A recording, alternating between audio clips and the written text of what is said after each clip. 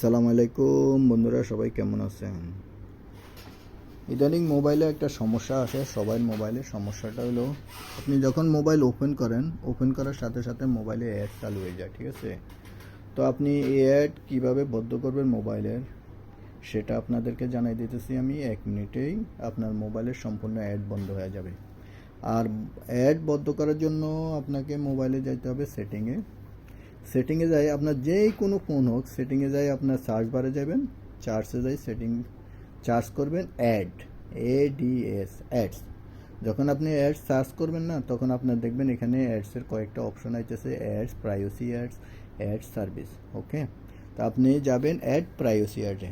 ওকে, ad privacy অ্যাডে যাওয়ার পরে দেখবেন যে আপনি নিচে যাবেন, নিচে যাইতে দেখবেন যে এখানে লেখা আছে অ্যাডস, ম্যানেজ অ্যাডস।